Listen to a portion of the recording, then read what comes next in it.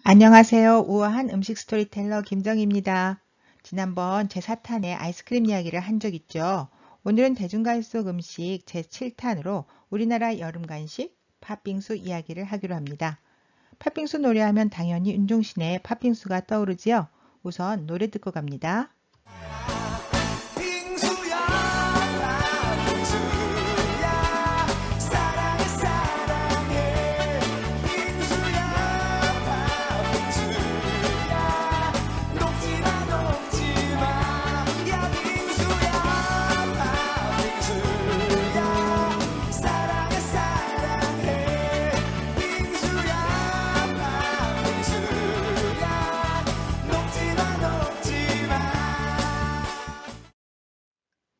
이 노래는 윤종신 씨의 2001년 9집 앨범 그늘에 수록된 곡으로 워낙 인기가 좋아 2014년에 다시 팥빙수 2탄을 만들었다고 하죠.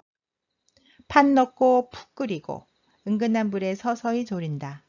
노래만 듣고도 팥빙수 만들 수 있을 것 같아요. 마지막에 녹지마 녹지마 라고 외치는 마음에 우리 모두 공감하죠. 아이스크림 편에서 이야기한 대로 빙수는 샤벳의 한 종류죠. 우리나라에서 빙수라고 하면 반사적으로 팥빙수를 떠올리는 사람들이 많을 거고요. 팥빙수의 원조는 당연히 동양. 왜냐고요? 팥은 동양에서나 주로 먹었으니까요. 윤덕로 씨가 쓴 음식으로 읽는 중국사에서 보면 당나라 말 화약 제조에 쓸 초석으로 초석은요, 제가 화학을 전공한 관계로 화학영어로 말하자면 질산칼륨이에요. 자, 질산칼륨을 이용한 제빙 기술이 발달하여 그 영향으로 송나라 때는 다양한 빙과류가 발전하였다고 해요. 이때는 체리 대신에 앵두를 사용했어요. 송나라 역사를 기록한 송사에 복날이면 황제가 조정 대신에게 밀사빙을 하사했다는 기록이 나온대요. 한자로 꿀밀, 모래사, 그리고 얼음빙자를 썼는데 여기서 모래사자는 진짜 모래가 아니라 팥소라는 뜻이랍니다. 그러니까 밀사빙은 곧 꿀과 단팥으로 된 얼음이니 팥빙수라고 할 수 있죠. 이와 비슷한 시기인 11세기의 일본 고전 마쿠라 노소시에 따르면 얼음을 칼로 갈아 만든 빙수를 먹었다는 기록이 있대요. 곱게 간 얼음 위에 시럽을 뿌려 먹는 일본의 전통 빙수를 카키고리라고 하죠. 그 이름은 얼음을 깎다라는 의미라고 합니다. 최근에는 다양한 변형이 일어나 과일이나 아이스크림 등을 올려 먹기도 하지요. 우리나라 조선시대에도 무더운 여름철이 되면 석빙고에 저장해 두었던 얼음을 꺼내 잘게 부숴 과일과 섞어서 먹었다는 기록이 있지요. 중국과 일본의 빙수와는 달리 우리 선조들이 먹은 것은 아마도 화채에 가깝다고 보아야 할 것 같아요. 숙종 때 학자 김창엽의 시입니다. 고대광실 한여름 무더위로 푹푹 찌는 날에 여인의 하얀 손이 맑은 얼음 내어온다. 앉은 자리에 두루 얼음 돌리니 대낮에도 하얀 안개 피어오른다. 웃고 떠드는 양반들, 더위를 모르는데 얼음 뜨는 그 고생 누가 알아줄 것인가. 조선에서는 소수의 권력자들을 위해 보관되는 얼음을 백성의 눈물이 얼어붙은 것이라는 뜻으로 눈물 요자를 써서 누빙이라고 불렀대요. 지금의 현대적 형태의 팥빙수는 일제강점기 기간 중에 생겼어요.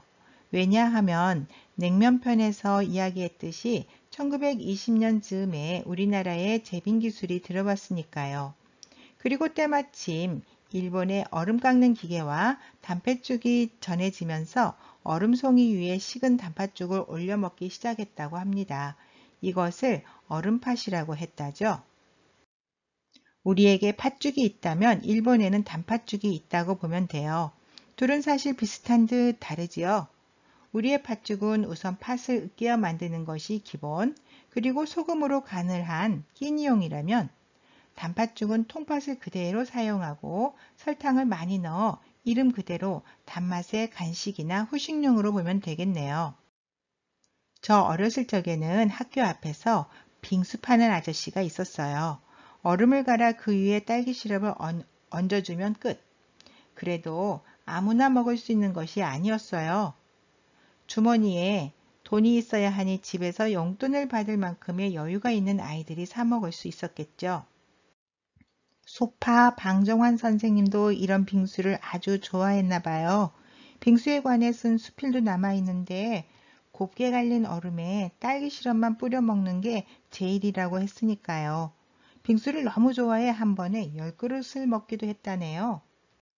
시간이 지나면서 팥 위에 여러 가지 종류의 과일과 떡 등이 추가되었고 한국전쟁 후 외국 문물이 영향을 받아 연유나 아이스크림, 견과류, 과일 등이 올라가 팥빙수가 화려해졌죠. 이 외국 문물이 바로 썬데. 썬데와 팥빙수가 조합을 이루어 다양한 팥빙수가 생겨났죠. 썬데 하면 저에게는 재미있는 일이 떠올라요. 30년 전에 미국에 갔을 때 길가에 썬데라고 써있는 글자를 보고 순대라고 읽었지 뭐예요. 미국에서 순대 판다고 굉장히 의아했던 적이 있죠. 썬데의 유래는 영국 빅토리아 여왕 시대로 거슬러 올라가야 해요. 빅토리아 여왕 시대는 엄격하고 절제된 금욕주의 시대였어요. 여왕은 달콤한 탄산수는 사람들을 무절제하게 만든다고 생각하여 일요일에 탄산수 판매를 금지했어요. 빅토리아 여왕이 본래 성질이 괴팍하기는 했지만 금욕주의가 된 데에는 이유가 있어요. 사랑했던 남편이 죽은 후 추모하는 의미에서 언제나 검은 상복만 입을 정도였으니 이해가 되죠. 이때 에반 스톤이라는 사람은 일요일에 탄산수 대신에 먹을 수 있는 아이템으로 아이스크림에 시럽을 얹어 팔았어요. 그는 안식일인 일요일, 즉 썬데이를 존중하는 의미에서 그것을 썬데라고 이름지어 팔았대요. 그것이 오히려 히트작으로 만들었지요. 여담으로 빅토리아 시대의 금욕주의를 설명하자면 한 예로 공개적인 자리에서 남녀가 함께 있을 때 성을 연상케 하는 단어는 쓰지 않았어요. 여성의 다리를 떠올릴 수 있다는 이유로 레그라고 하는 다리 있죠. 그 다리라는 레그라는 말 대신에 사지라는 뜻의 님이라는 단어를 사용하기도 했대요. 게다가 공개적으로 사랑한다고 말하기도 어려웠던 분위기여서 사랑을 고백할 때는 꽃을 사용했지요. 꽃말이 사랑인 장미꽃 한 송이를 건네주면 사랑한다는 고백으로 받아들였다지요. 팥빙수 이야기하는데 팥 이야기 해봐야겠죠? 콩쥐팥쥐 다들 알지요? 저는 어렸을 적부터 왜 콩쥐가 착하고 팥쥐가 나쁜 아이일까? 팥쥐가 착하면 안 돼? 하고 의문을 품었었어요. 콩쥐 팥쥐는 결국 저에게 콩은 좋고 팥은 나쁘다는 편견이 생겼죠. 아마도 나처럼 생각한 사람들 있었을 거예요. 콩쥐 팥쥐처럼 우리 문화에서는 콩과 팥을 비교하는 경향이 있어요.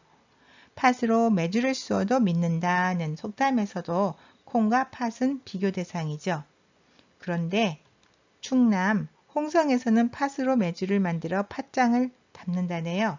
그러니 팥으로 매주를 쑤어도 믿어야 되겠죠. 사실 팥은 콩만큼 이용도가 높지 않아요. 다시 말해 우리 음식의 중요한 조미료인 간장, 된장, 고추장에 콩이 사용되지 팥은 이용되지 않잖아요.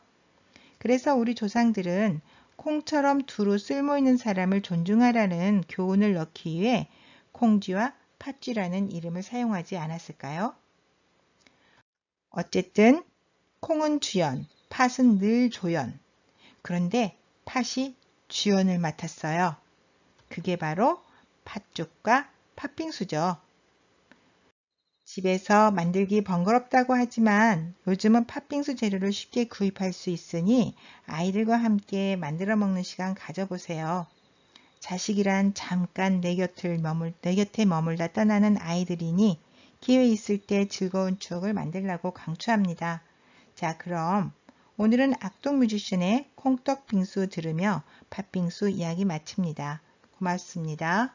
팥빙수, 콩떡빙수, 너의 빙수가 가득 채울 빙수, 팥빙수, 콩떡빙수, 너의 빈 숟가락을 채울 한 입 딱 떠먹고 텁텁함 딱 까먹고 무더운 한여름에도 시원한 아이아이 꽁떡꽁떡한 날에 흠뻑 젖은 얼음 파래 가 열리는 곳 파리 바게트로